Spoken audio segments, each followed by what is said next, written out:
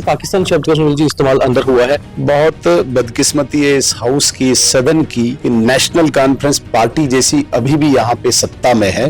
पिछली बार भी इन्होंने पाकिस्तान की एडवोकेसी की थी, वकालत की थी। स्पीकर साहब भी इसी कोर कैडर से आते हैं जिस कोर कैडर के डीएनए में ही पाकिस्तान शब्द है।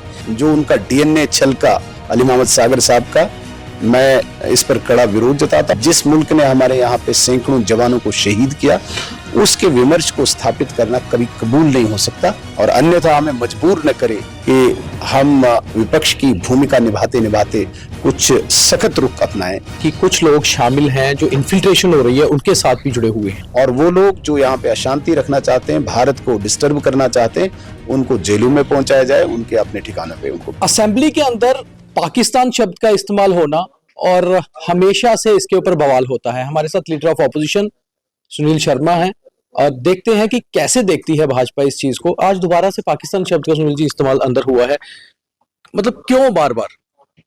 बहुत बदकिस्मती है इस हाउस की, इस सदन की, कि नेशनल कॉन्फ्रेंस पार्टी जैसी अभी भी यहाँ पे सत्ता में है और जिस नेशनल कॉन्फ्रेंस का इतिहास ही अलगाववाद से शुरू होता है, इस जम्मू कश्मीर को इस हालत तक पहुंचाने में नेशनल कॉन्फ्रेंस का पूरा पूरा हाथ रहा है। आज भी इसके कोर एक सदस्य अली मोहम्मद सागर साहब जो बहुत सीनियर हैं, पिछली बार भी इन्होंने पाकिस्तान की एडवोकेसी की थी, वकालत की थी, जिसको मैंने खड़े होकर उसी वक्त एक्सपेंज करने की गुहार भी लगाई थी।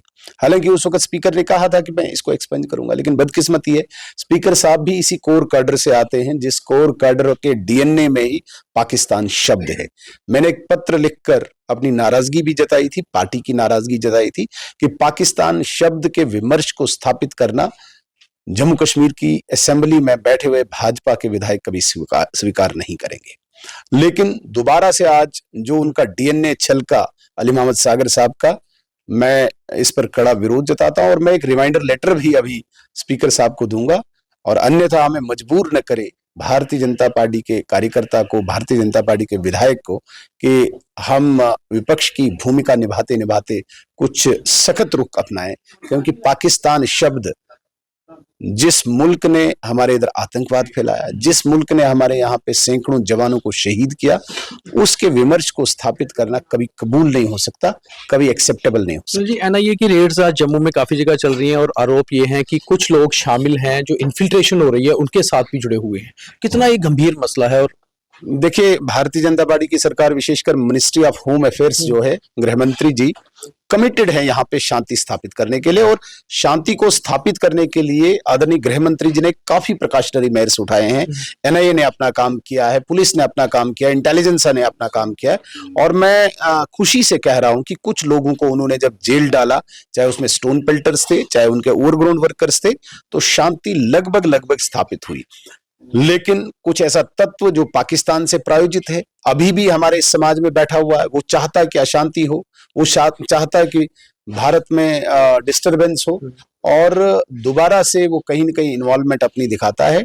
एनआईए ने जिस प्रकार से आज रेड्स डाली है, मैं तो उम्मीद करता हूं कि इससे भी ज्यादा सख्ती से ऐसे लोगों पे, ऐसे एलिमेंट्स पे, ऐसे तत्व पे हैमर करे, इन पे हिट करे, ताकि जो मेजॉरिटी, जो अधिकांश लोग शांति चाहते हैं, यहाँ पे पीस चाहते हैं, उनको शांति मिले, और वो लोग जो यहाँ पे अशांति रखना चाहते हैं, भारत को डिस्टर्ब करना चाहते हैं, उनको जेलों में पहुंचाया जाए, उनके अपने ठिकानों पे उनको। कश्मीर में पिछले 3 दिनों से 3 आईडी बरामद हुई हैं अलग अलग जगह में, तो कहीं ना कहीं एक बार वापस आतंकवाद सर निकाल रहा है कश्मीर में। हालांकि पिछले कुछ दिनों से हालात पहले ठीक, मुझे नहीं लगता कि अब आतंकवाद इतना पनप पाएगा। जिस प्रकार से पिछले अगर हम आंकड़े निकाले तो केवल 14 टेररिस्ट अभी लोकल टेररिस्ट है, और जो सरकार का आंकड़ा है 50-60 के आसपास फॉरेन टेररिस्ट है, और पिछले लंबे समय से लोकल टेररिस्ट रिक्रूटमेंट बंद हुई है।